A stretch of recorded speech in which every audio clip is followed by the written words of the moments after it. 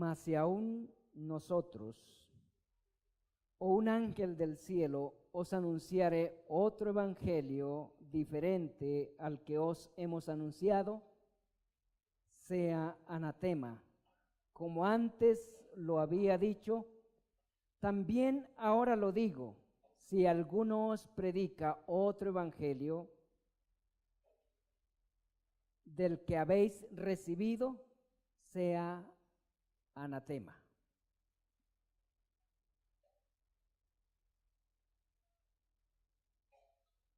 Permítanme hacerles una pregunta. ¿Qué es más grave? ¿Falsificar $1 o adulterar la leche, el vino o un medicamento? Falsificar $1 es un delito, pero no pone en riesgo la vida de nadie. Pero adulterar la leche, el vino o un medicamento es un crimen, porque pone en riesgo la vida humana.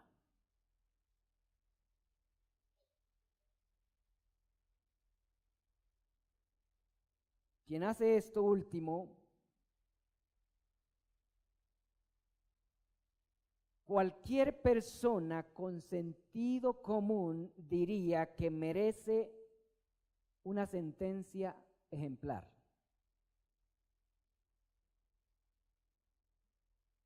¿Cuánto más quien adultere el evangelio del Señor Jesucristo? Si quien adultera un medicamento o un alimento debe recibir una sentencia ejemplar porque pone en riesgo la vida humana, ¿cuánto más quien adultera el evangelio del Señor Jesucristo? ¿Por qué?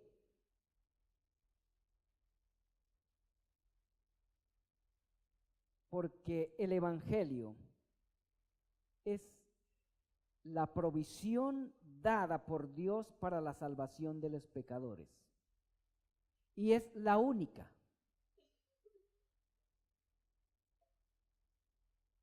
La única medicina contra el peor de los males que azotan la humanidad es el evangelio.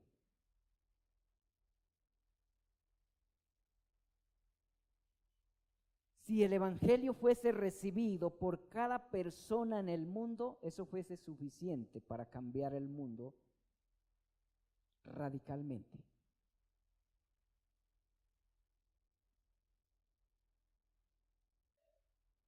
Como lo dije antes, no hay nada más valioso para el hombre que el evangelio. Porque nadie podrá ser justificado ante la justicia de Dios sin el evangelio. Nadie. Nadie podrá ser absuelto de sus pecados y libre de la condenación eterna por ellos sin el evangelio. Y únicamente hay un evangelio. No es como los medicamentos.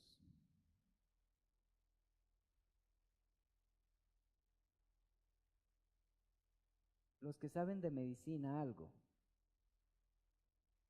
que hay medicamentos genéricos.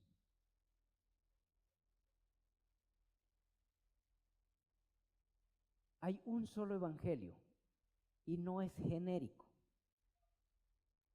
Es el único auténtico. No es rebajado y no debe ser rebajado.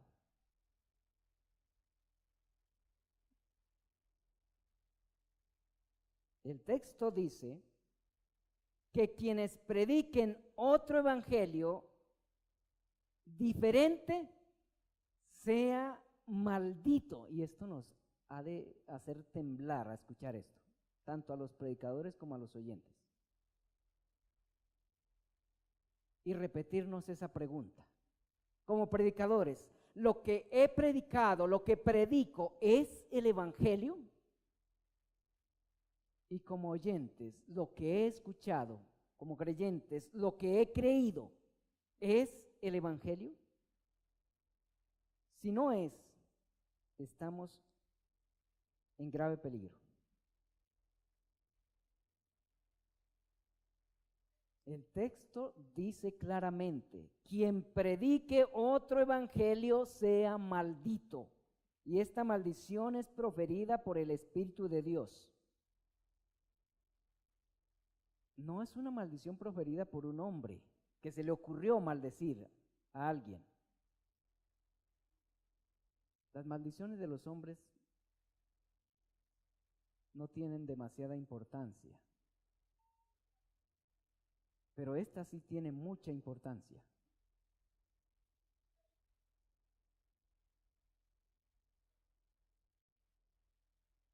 Todo predicador, todo el que presume ser predicador del Evangelio, debe detenerse y asegurarse que lo que realmente predica como Evangelio es el Evangelio auténtico.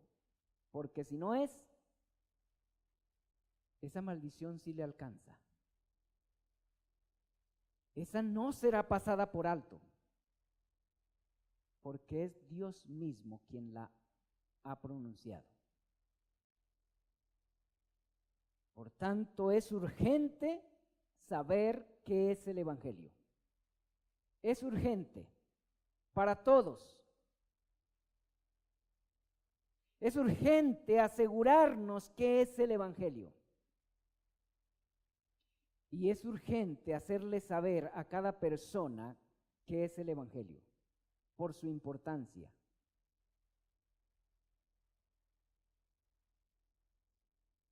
Permítanme primero decirles en pocas palabras qué no es Evangelio, para después, de manera breve, hablar de lo que sí es el Evangelio. No es Evangelio ese tipo de mensajes que concluyen enfatizando las ofrendas, prometiendo prosperidad económica y salud según la abundancia de su ofrenda. Eso no es Evangelio.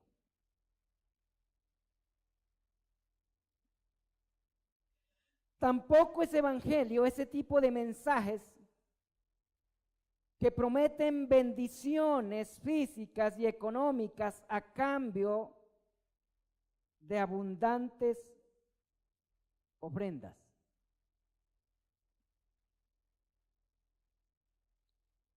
La ofrenda para el sostenimiento y promoción del reino de Dios, usted podrá darla con gratitud y generosidad, de manera que agrade a Dios sin amenazas ni promesas engañosas.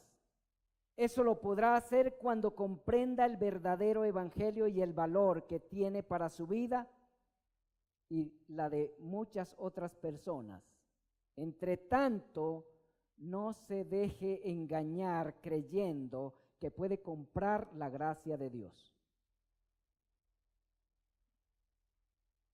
El verdadero evangelio enfoca un problema humano mucho más grave que la enfermedad física y mucho más grave que la pobreza económica. Repito, el verdadero evangelio enfoca un problema humano mucho más grave que la enfermedad física y que la pobreza económica. La gente anda desesperada tratando de resolver sus problemas de salud y sus problemas económicos. Es lo que más le preocupa al ser humano. Y la mayoría ignoran que hay un problema mucho más preocupante que ser pobre y que estar enfermo físicamente. El evangelio auténtico fue diseñado, escuche bien, para resolver un problema legal o judicial y otro natural, espiritual. Estos dos problemas, la Escritura Sagrada los rotura con el nombre de pecado, los dos. El nombre que la Escritura, bueno, uno de los nombres, porque la Escritura habla de ese problema con diferentes nombres. Pero uno de los nombres más conocidos con el cual la Escritura se refiere al mayor de los problemas que azotan a los seres humanos es el nombre de pecado. Y les ruego que me concedan mostrarle un par de referencias al respecto. El pecado como problema legal. El pecado implica un problema legal y no ante la ley de nuestra República de Colombia, no, sino ante la suprema justicia, la justicia celestial, la justicia de Dios. Vayan conmigo a la primera carta de Juan, capítulo 3, versículo 4, por favor.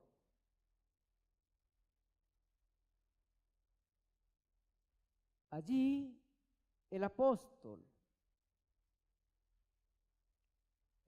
Juan escribió: todo aquel que comete pecado infringe también la ley, pues el pecado es infracción de la ley.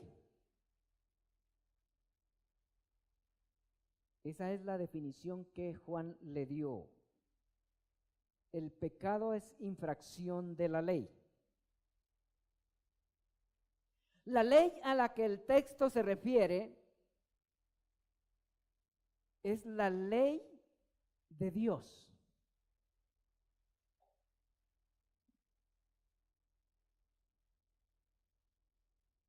No es la ley del Estado, es la ley de Dios. Hay leyes del Estado que a causa de la ley de Dios podríamos y debemos desobedecerlas, según el caso.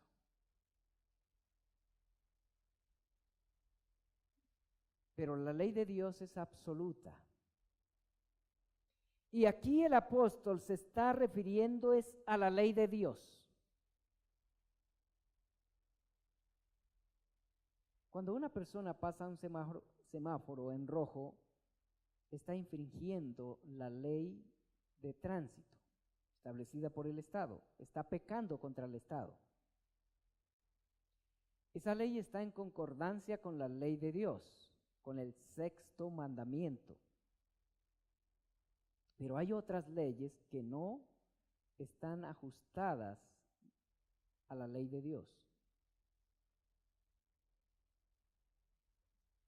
De manera que cuando pasamos un semáforo en rojo, y sobre todo si es de día, que no sea a las 2 de la mañana, estamos también quebrantando la ley de Dios. Porque esas leyes fueron dadas como medios para proteger la vida humana, nuestra propia vida y la de otras personas.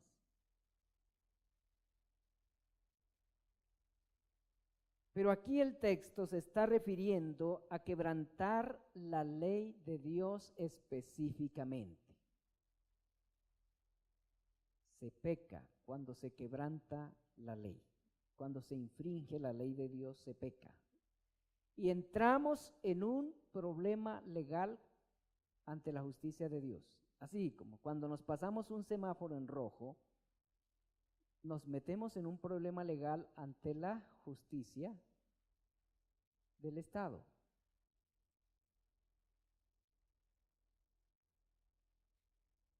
La pregunta que quiero hacerles aquí y a la que deben prestarle suma atención es la siguiente.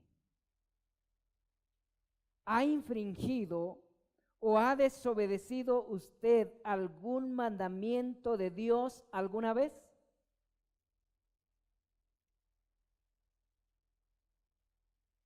Las siguientes interrogantes le ayudarán a hacer su evaluación con mayor precisión.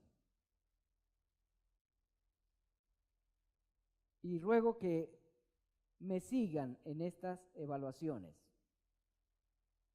y vaya aplicándola o vayamos aplicándola cada uno a nuestra propia vida. No pensemos en nadie más sino en nosotros mismos, en usted mismo. Número 1. He tomado un ejemplo de cada mandamiento del Decálogo para saber cómo nos encontramos ante el Decálogo. Es decir, los 10 mandamientos de la ley de Dios. Número 1. Ha amado, preferido, obedecido a algo o a alguien más que a Dios.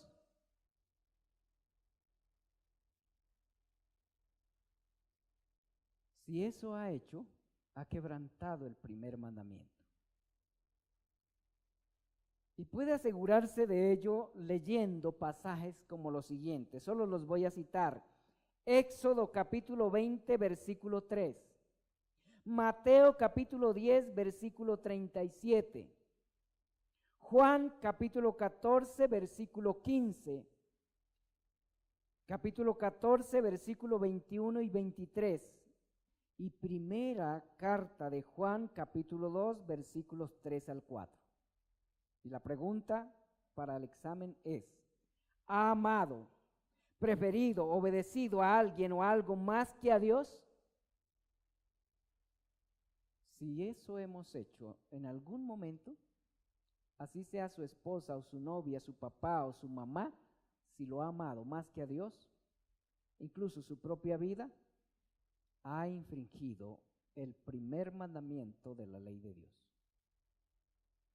Segundo, ha adorado, invocado, rezado a alguien diferente a Dios.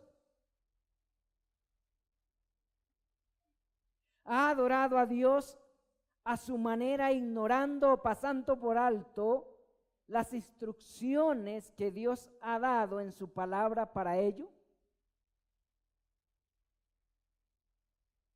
A la luz de Éxodo 20, versículo 4, de Colosenses capítulo 3, versículo 5 al 6, y Romanos capítulo 1, versículo 18 al 24, si algo hemos adorado diferente a Dios, o si nos hemos acercado a Dios para adorarle, no conforme a su palabra, sino conforme a nuestra voluntad, hemos quebrantado el segundo mandamiento. Porque no es suficiente con adorar al Dios verdadero.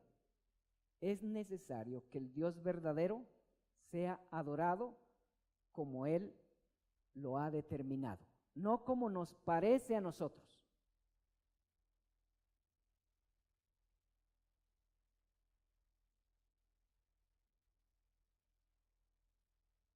Tercero, ¿ha usado el nombre de Dios como un dicho? o lo ha mencionado para sustentar algo que no es cierto? ¿Ha hablado en nombre de Dios lo que Dios no ha dicho? ¿O simplemente ha sido indiferente a Él y a su palabra? Pues ha quebrantado el tercer mandamiento. Si únicamente ha pasado por alto lo que Dios dice, aunque nunca haya usado el nombre de Dios para atestiguar algo falso, es suficiente para quebrantar el tercer mandamiento. Éxodo 27, Mateo 7:7, Juan 14:14. Si alguien se ha dirigido a Dios de una manera que no debe hacerlo.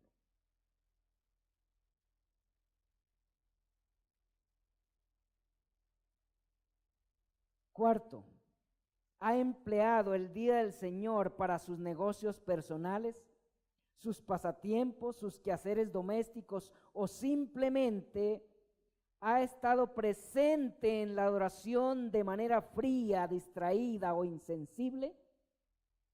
¿Cuál mandamiento quebrantamos cuando hacemos algo de esto? El cuarto mandamiento. Podemos estar aquí presentes, creyendo que estamos guardando el cuarto mandamiento, y de pronto estemos distraídos jugando con nuestro pequeño, o pensando en los negocios que vamos a hacer durante la semana, o pensando en el partido que va a jugar Colombia más tarde, sin prestar suficiente atención a la predicación de la palabra, sin estar contemplando a Dios como debe ser en el día de hoy. Quebrantamos el cuarto mandamiento. Éxodo 20, versículo 8 al 11, Isaías 58, 13 y 14, para que usted corrobore y amplíe estos puntos. Éxodo 20, 8 al 11, Isaías 58, 13 y 14. Quinto, ¿ha sido desobediente a sus padres? ¿Les ha causado algún disgusto? ¿Los ha abandonado en sus necesidades? Que mi mamá no escuche. ¿Les ha levantado la voz o les ha exigido más de lo que podían o pueden proveerle? ¿Le da pena como son, como hablan o como visten? Éxodo 20:12, Proverbios 6:20, 10:1, 15:20, 13:1 y 23:24. Si algo de esto hemos hecho, ¿sabe cuál mandamiento hemos quebrantado? El quinto.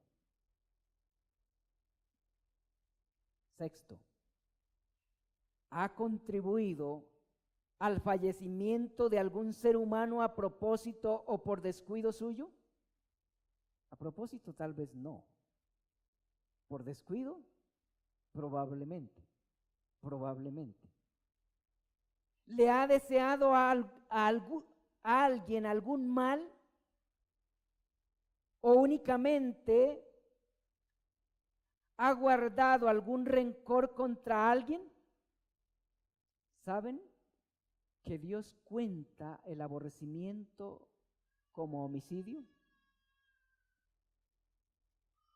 Aunque no se haya consumado el hecho, pero únicamente con que hayamos tenido la intención de hacerle mal a alguien,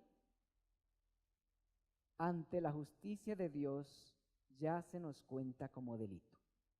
Ante la justicia humana no se nos puede contar la intención como delito, pero ante la justicia de Dios sí. ¿Ven? La justicia de Dios es más rigurosa y tiene que ser así. ¿Qué mandamiento hemos quebrantado si solo hemos tenido la intención de que alguien se caiga en una alcantarilla y desaparezca? El sexto mandamiento. Incluso a veces cuando decimos, ojalá le vaya bien, pero se lo decimos en ese tono, ya sabemos qué es lo que estamos diciendo, ¿verdad? La intención es contraria a la expresión. Le deseo suerte, pero mala. Ya quebrantamos el sexto mandamiento. ¿Ha deseado alguna mujer que no es su esposa o algún hombre que no es su esposo, así sea por la televisión? ¿Ha estado complaciendo sus deseos íntimos con imágenes inapropiadas? ¿Cuál mandamiento se quebranta cuando incurrimos en esto? El séptimo. Proverbios 20, 14, Mateo 5, 28, Proverbios 6, 28 al 29. Octavo. ¿Ha tomado alguna vez lo que no le pertenece? ¿O se ha quedado con algo que le prestaron? Tengo varios libros del hermano Richard sin devolverlos. ¿Ha gastado en algún vicio lo que Dios le ha dado para su sustento, el de su familia, y para que contribuya con el avance del reino de Dios en este mundo? A veces nos gastamos la ofrenda en las cosas que no debemos gastarla. ¿Ha evadido algún impuesto o ha sido indiferente con la necesidad de algún prójimo, pudiendo suplir o ayudar a suplir su necesidad, aunque no se pueda suplir toda? Pero cuando hay una necesidad de un prójimo y tenemos algo con que ayudar a suplirla y no hacemos nada, ¿cuál mandamiento quebrantamos? El octavo, sí, el octavo. Proverbios 20, 15, Proverbios 6, 30 al 31. Noveno. ¿Ha hablado alguna vez de alguna persona lo que no es verdad? ¿Ha dicho lo que no ha oído o lo que ha oído lo que ha oído y ha visto lo ha aumentado o lo ha disminuido? ¿Cuál mandamiento quebrantamos cuando hacemos eso?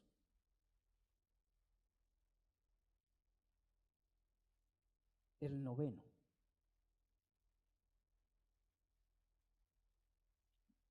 Dios nos exige ser veraces.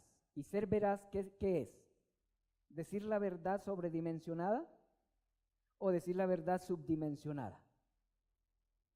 ¿Saben que cuando justificamos nuestras faltas o nuestros pecados o los minimizamos, estamos quebrantando? ¿Cuál mandamiento? El noveno. O cuando aumentamos la falta del hermano o de nuestro prójimo, igual estamos quebrantando el noveno mandamiento. Esa es una tendencia que tenemos. Cuando es el pecado nuestro, le bajamos gravedad. Pero cuando es el del prójimo, le aumentamos gravedad. ¿Es justo eso? Para nada. A la luz de la justicia de Dios, quebrantamos el noveno mandamiento. ¿Ha codiciado algo que pertenece a otra persona?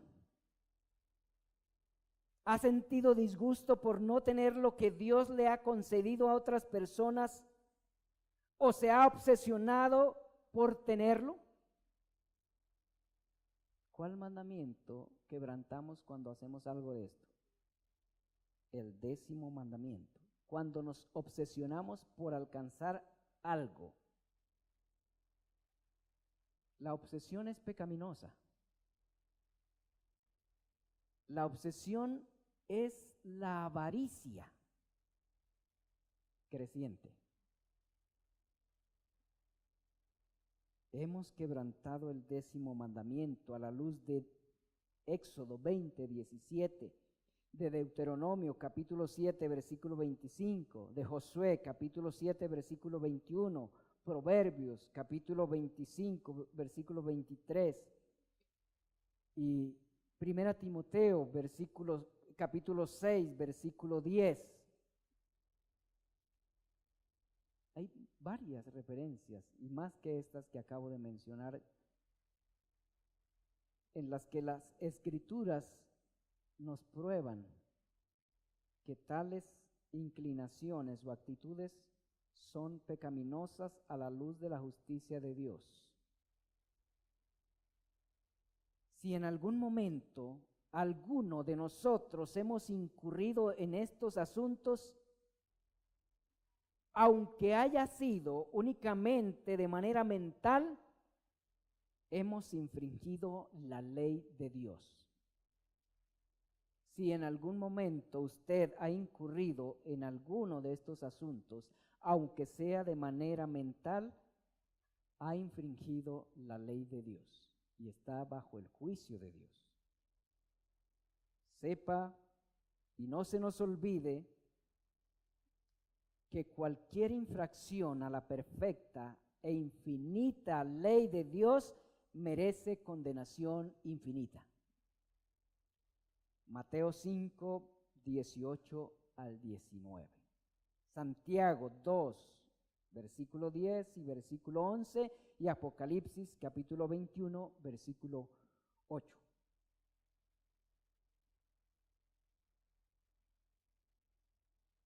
¿Cómo salimos en el examen?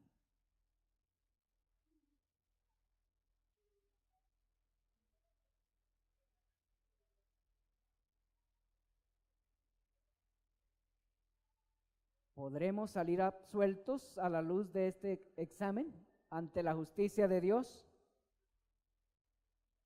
No hay nada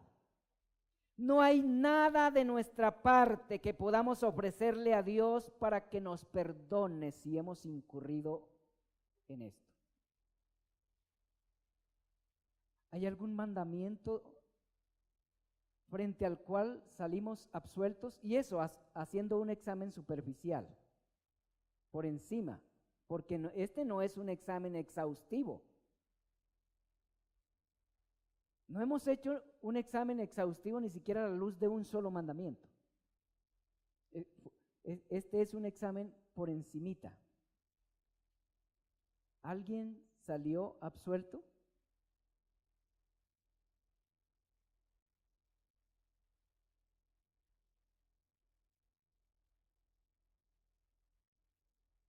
Es un problema serio. El pecado es un problema serio, legalmente. Estamos considerando el pecado desde la perspectiva legal. Es un problema serio, ¿no le parece? Pero el problema es peor. Si Dios nos pidiera buenas obras de nuestra parte por nuestra salvación, ¿qué creen? ¿Que las podríamos hacer? No las podríamos hacer. ¿Por qué? Porque nuestras mejores obras, ¿sabe cómo las ve Dios? Como trapos de inmundicia, Isaías 64:6. Sus obras más nobles, mis obras más nobles,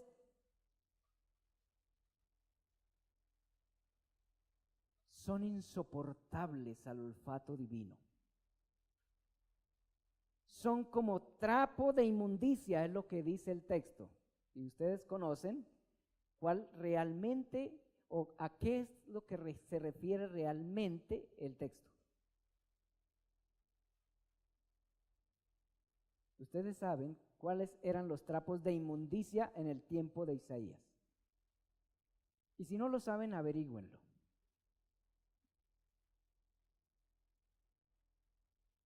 Pero el pecado, además de ser un problema legal, también es un problema natural.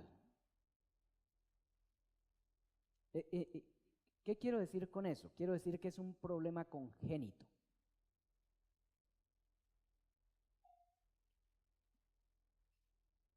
Miren por favor Romanos 8:7. Allí escribió el apóstol Pablo sobre esto y lo leemos de esta manera: por cuanto la mente natural es enemistad contra Dios, porque no se sujeta a la ley de Dios ni tampoco puede. Romanos 8:7.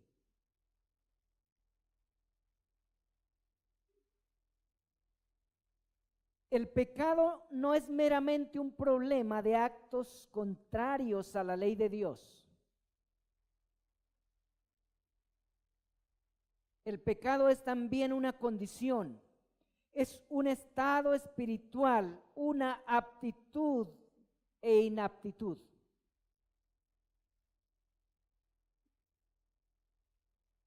Es un poder que se radicó en el corazón humano y permanece y permea y permanece nuestros sentimientos, nuestros pensamientos y sus acciones, sus pensamientos, sus sentimientos y sus acciones. El pecado permea todo.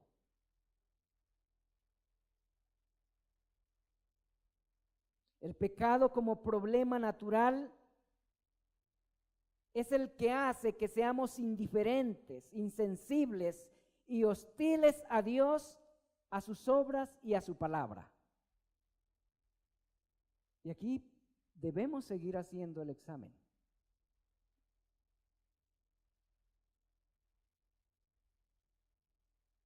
El pecado como problema natural nos incapacita para amar y servir a Dios. Y también nos incapacita para amar y servir al prójimo de buena voluntad. No siempre venimos al culto con la mejor voluntad, ¿verdad?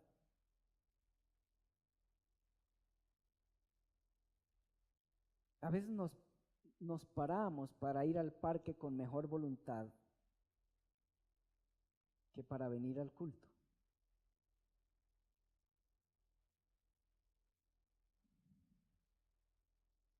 El pecado como problema natural es el que nos impide reconocer a Dios como realmente es. El pecado como problema natural es el que hace que comparemos a Dios con las criaturas o que lo confundamos con la creación o con alguna parte de ella.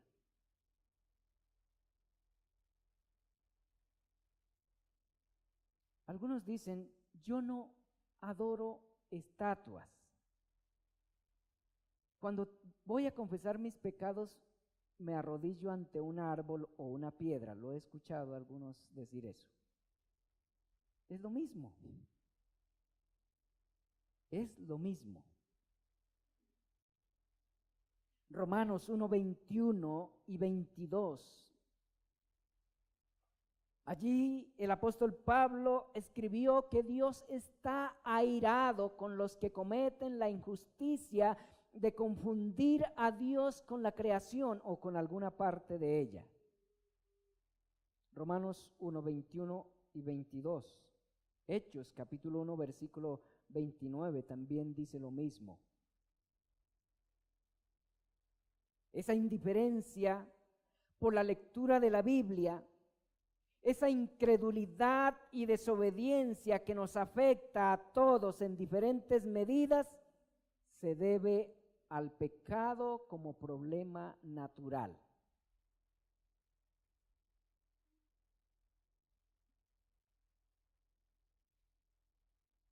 Cuando alguien dice: a mí no me gusta leer la Biblia, no me nace,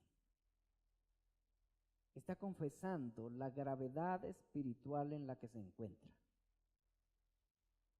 ¿Y a qué se debe esa falta de apetito por leer y meditar la Biblia? Al pecado.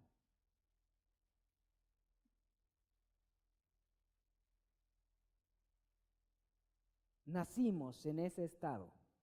Nacimos en ese estado. Salmo 51:5. Esa indiferencia por las cosas de Dios se manifiesta desde la infancia. Génesis capítulo 8, versículo 21. y Salmo 58, versículo 3. Tomen apunte y repasan esas referencias en la casa, porque no hay tiempo de detenernos en ellas y ahondar en ellas. En pocas palabras, el pecado como problema natural nos incapacitó para amar y servir a Dios. Nos dejó muertos espiritualmente. Somos incapaces de darnos cuenta de la realidad espiritual y legal en la que nos encontramos ante la justicia de Dios. Aún los creyentes, aún los nacidos de nuevo, todavía no alcanzamos a reconocer, a entender la gravedad, la suma gravedad de nuestro pecado. Todavía no alcanzamos.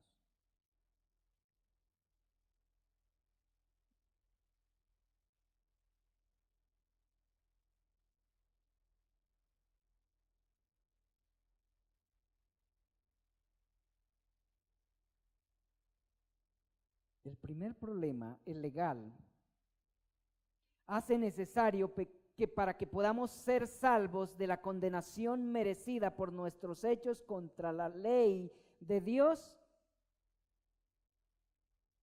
ese problema legal hace necesario que alguien inocente muera y resucite en nuestro lugar.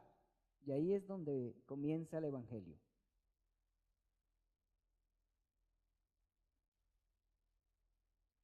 La justicia de Dios dice que para que alguien pueda ser absuelto de sus pecados, libre de su culpa y de la condenación, alguien inocente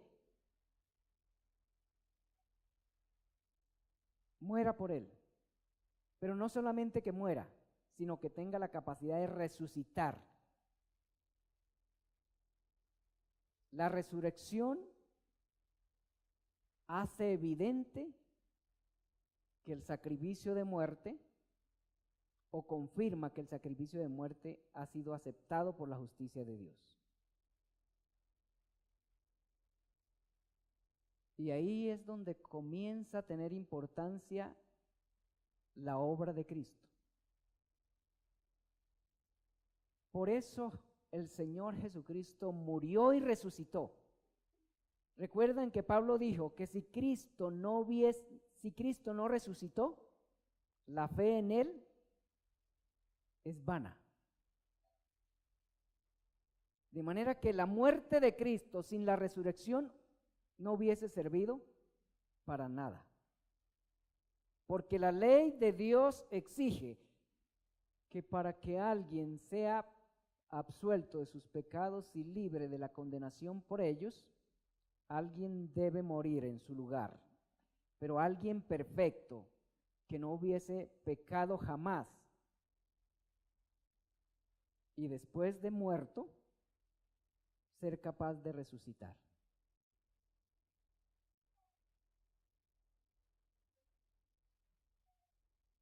La muerte como pago por nuestros pecados y la resurrección como evidencia de que su sacrificio ha sido aceptado para nuestra justificación.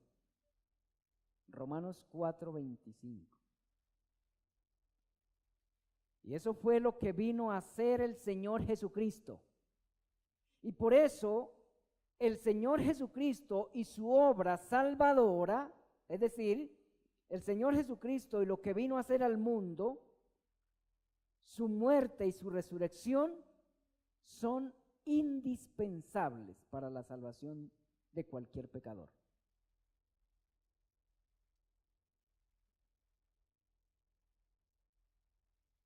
Y únicamente el Señor Jesucristo podía hacer eso.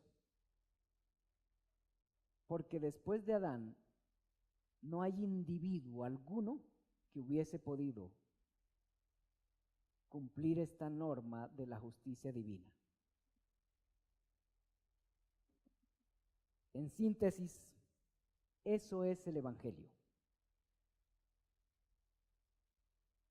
¿Ven que el Evangelio en cierto modo es algo sencillo? pero en otro sentido es algo sumamente complejo. ¿Qué es el Evangelio en síntesis? A ver si lo podemos sintetizar después de esto. ¿Qué es el Evangelio? Es que Dios el Padre envió a su Hijo unigénito para que Él pagase por los pecados de quienes confían en Él. Lo digo de otra manera. El Evangelio es que Dios el Padre envió a su Hijo unigénito para que el que en Él cree no se pierda, mas tenga vida eterna. Juan 3, 13 al 16 y Romanos 5, 8. Es sencillo el Evangelio en cierto modo. Al que cree en el Señor Jesucristo, tal como lo dice la Escritura, es decir, cree en lo que la Escritura dice de Él, incluida su muerte y su resurrección, Dios lo absuelve, de sus pecados.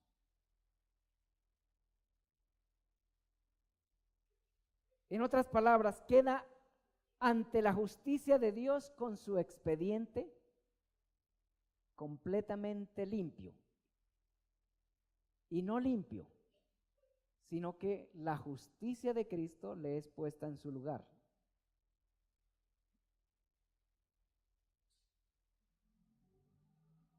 Así resuelve el Evangelio el primer problema. ¿Cuál es el primer problema? El legal. Pero ¿cómo resuelve Dios el segundo problema? ¿O cómo resuelve el Evangelio el segundo problema? Para resolver el segundo problema necesitamos un cambio de corazón. Necesitamos nacer de nuevo, Juan 3, 3 y 5. Necesitamos resucitar espiritualmente. ¿Alguien puede autorresucitarse? Esa es una obra exclusiva de Dios. Ezequiel 36, 26 y 27. Efesios capítulo 2, versículo 2, versículo 4 y versículo 5. El mismo apóstol Pablo, aunque era religioso, necesitó que Dios hiciera eso en él para poder entender, creer y vivir el Evangelio. Eso lo podemos corroborar a la luz de las referencias, de la referencia que les di de Efesios. Ahí el apóstol Pablo confiesa que él también estuvo muerto espiritualmente, es decir, incapacitado para creer el Evangelio. ¿Cómo hace Dios eso? ¿Cómo Dios da ese nuevo corazón? ¿Cómo Dios da esa nueva vida que el individuo pecador necesita para ser libre del segundo problema del pecado? Lo hace sobre la base de los méritos de Cristo y con el poder de su Espíritu Santo mediante la predicación de la palabra del Evangelio. Y ahí empieza a complicarse el Evangelio. Notamos que ya son varias cosas. Para que Dios cambie el corazón, era necesario que primero se resolviera el problema legal.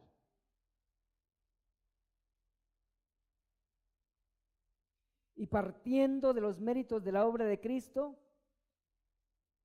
Dios envía en nombre de Cristo el Espíritu Santo al corazón de una persona para renovarlo y capacitarlo para oír, entender y vivir el Evangelio. Esa también es una operación evangélica, la obra del Espíritu Santo. El nuevo nacimiento es una operación evangélica, la hace Dios mediante el Espíritu Santo. El Espíritu Santo es el agente. ¿Cuál es el instrumento? la palabra del Evangelio. El Evangelio es el instrumento, la predicación del Evangelio. ¿Ven por qué? Hay que predicar el Evangelio puro, porque el Espíritu Santo no va a usar un evangelio falso para renovar el corazón de un individuo. De manera que cuando no se predica el verdadero evangelio, no hay esperanza que una persona nazca de nuevo.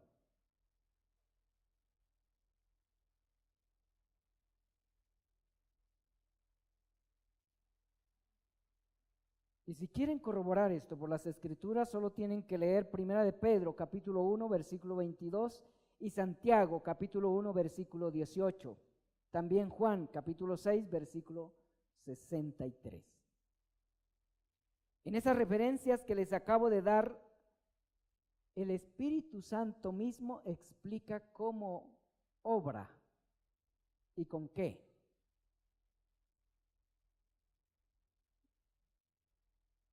Cuando el Evangelio es predicado, Dios obra en el poder de su Espíritu, dando vida espiritual a quienes Él desea salvar. De manera que es también un acto soberano. No es a quien los predicadores desean salvar, sino a quien Dios desea salvar. Romanos capítulo 10, versículo 14 al 17. Primera Corintios capítulo 1, versículo 21 al 24 nos explica lo que les acabo de decir. Romanos 1, 16 al 17. El Evangelio es el poder de Dios que salva a judíos y a no judíos. A todos los que están jodidos por el pecado. Romanos 1, 16, 17. De manera que si alguien desea ser salvo, si usted desea ser salvo, ¿qué debe hacer? ¿Qué es lo que sí puede hacer?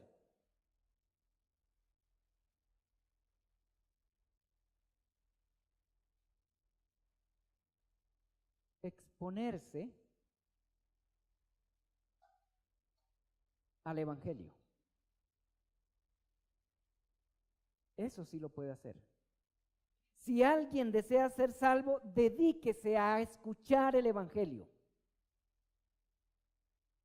Escuchando el Evangelio tiene la posibilidad de que Dios envíe su Espíritu Santo y le dé vida nueva, y entienda y crea el Evangelio para que lo pueda vivir.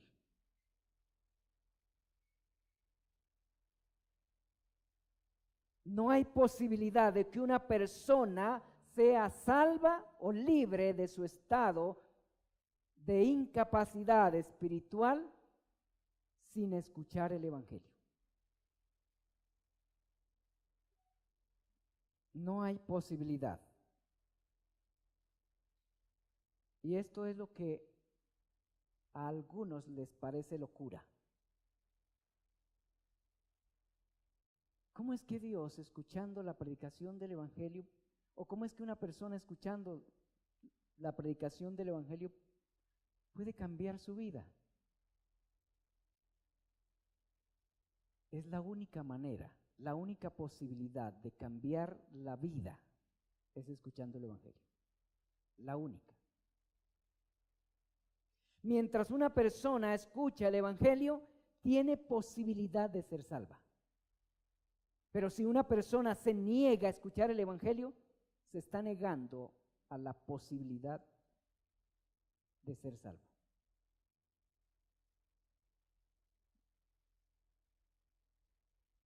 Y aunque parezca una locura, esa es la manera como Dios ha decidido salvar, mediante la predicación del Evangelio.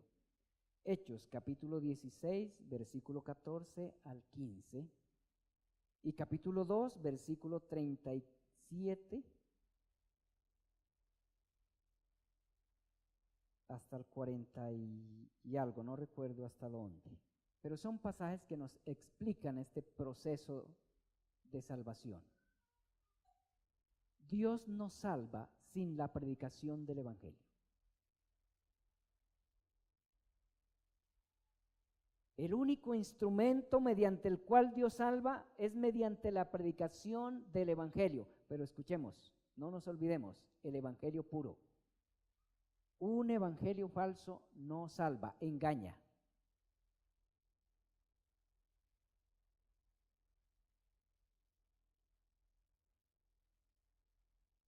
Si alguien desea ser salvo, lo que yo le aconsejo, lo que la Biblia le exige y lo que usted necesita es ubicar una congregación donde se exponga la Escritura con fidelidad y el Evangelio con toda claridad. Y comience a congregarse para escuchar la palabra de Dios. Y no se canse de escucharla.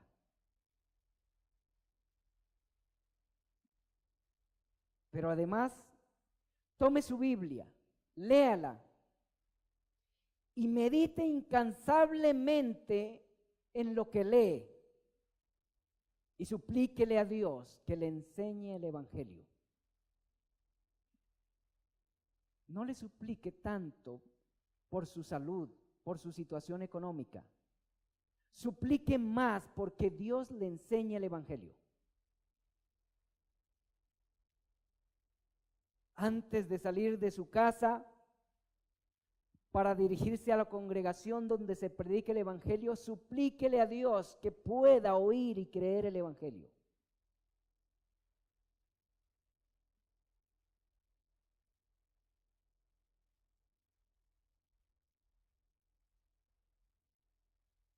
Lea la Escritura sin cansancio.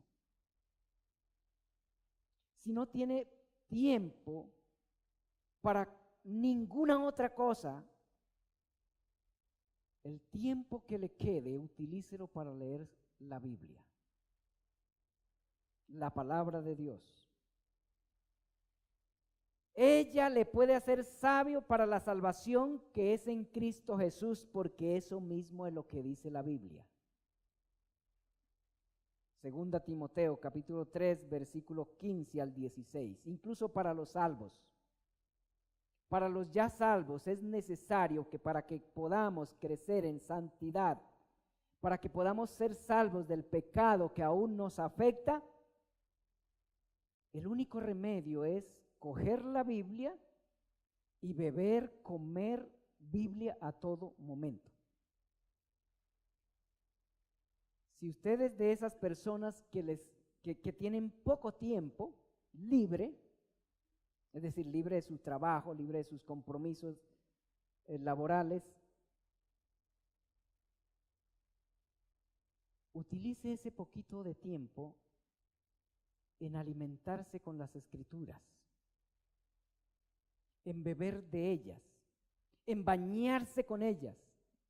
Ellas son las únicas que nos hacen sabios para la salvación que es en Cristo Jesús. Segunda Timoteo 3, 15 al 17. La palabra de Dios es lámpara y lumbrera. Salmo 119, versículos 105 y 130. Salmo 19, versículos 7 y 8. Segunda de Pedro, capítulo 1, versículo 20 al 21. Hablan de los atributos de la palabra de Dios, de las Escrituras. Pídale a Dios que le enseñe a evaluar a la luz de las Escrituras todo lo que se predica en nombre de Dios. No crea todo lo que se predica en nombre de Dios, sino únicamente lo que dice la Biblia de Dios. Tampoco crea todo lo que se predica del hombre,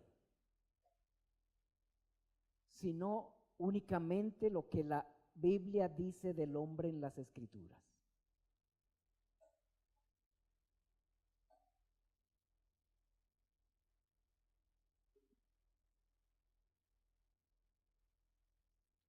Sigue el ejemplo de los judíos de Berea. Sea creyente o no, lea las Escrituras. Si es creyente, ya tiene la capacidad para examinar lo que se dice de Dios. ¿Y cómo debe hacerlo? A la luz de las Escrituras, como lo hicieron los judíos de Berea, Hechos 17:11. Eso es nobleza. ¿Por qué debe hacerse esto?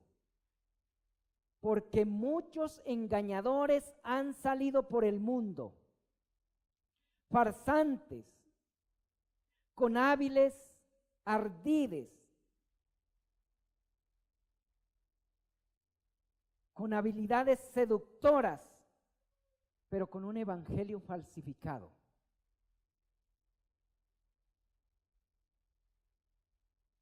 Y con un evangelio falsificado y con grandes habilidades para manejar masas psicológicamente, trastornan y estafan a mucha gente, y lo hacen por la ignorancia que la gente tiene de la verdad en cuanto a su necesidad de Dios, a la necesidad que hay en sus almas de Dios.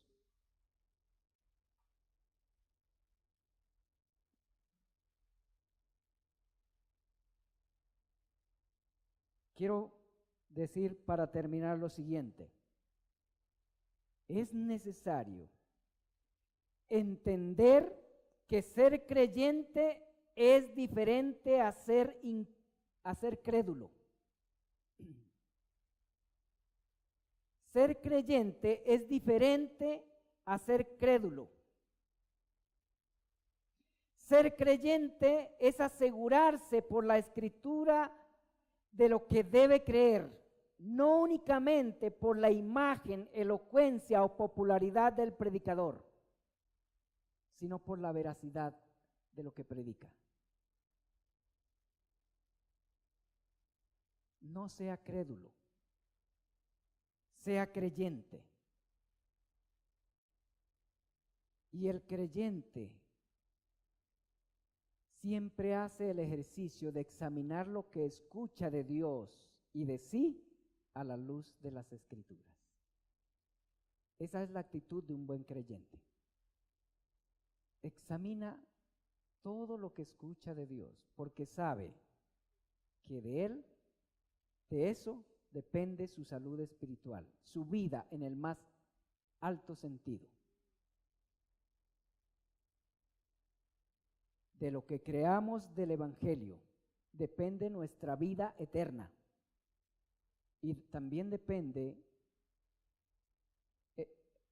el bienestar de nuestra vida aquí, en muchos aspectos, pero mayormente de la eternidad. Que nadie se olvide que el Evangelio es lo más importante para su vida, créalo o no. Y si no lo cree ahora, posiblemente tiene que creerlo cuando ya no haya solución.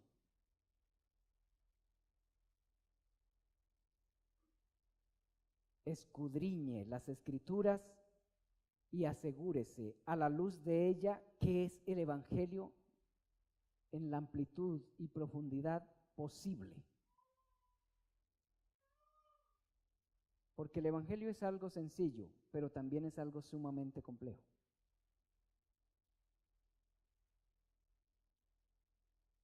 Y únicamente el Evangelio nos salva del engaño de nuestro corazón, del engaño que nos rodea, el que crece constantemente en el mundo. Únicamente el Evangelio nos salva de nuestro pecado y únicamente el Evangelio nos salva de la condenación eterna por la justicia de Dios. No nos olvidemos que el Evangelio es lo más importante para nuestra vida. Nada, repito, nada hay más importante para ninguno de nosotros que el Evangelio del Señor Jesucristo. más importante que el comer, más importante que el beber, más importante que el tener salud y que tener bienes y comodidades, mucho más importante.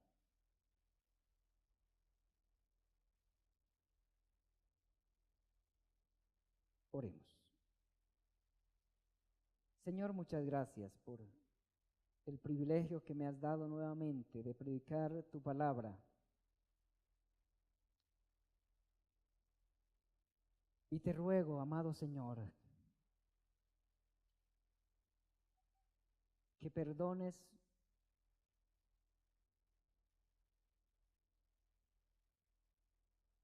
mi insuficiencia para dar a conocer estas verdades con la debida claridad, con la debida amplitud y profundidad que ellas merecen. Perdona, Señor, por no ser buen predicador. Y concede, Señor, a las personas que has puesto al alcance de esta predicación, concede, Dios amado, que reciban lo que es conforme a tu palabra, que puedan identificar lo que no es conforme a tu palabra y lo puedan desechar, Señor. Porque no soy infalible en la predicación, pero aquello que es conforme a tu palabra, que lo puedan apreciar, recibir y guardar en su corazón para su propio bienestar, y asimismo puedan glorificar tu santísimo nombre. Te lo ruego, Señor, en los méritos de tu Hijo Jesucristo, nuestro Salvador. Concédenos, Señor, también retener tu palabra y caminar en ella con toda fidelidad. Gracias, amado Señor, por darnos el privilegio de tener tu palabra, de oírla, de poder leerla, meditar en ella y también de poder exponerla. Concédenos gracia para todo ello, Señor, y que toda la gloria sea para ti, amado Dios, en Cristo Jesús, tu Hijo nuestro Salvador. Amén.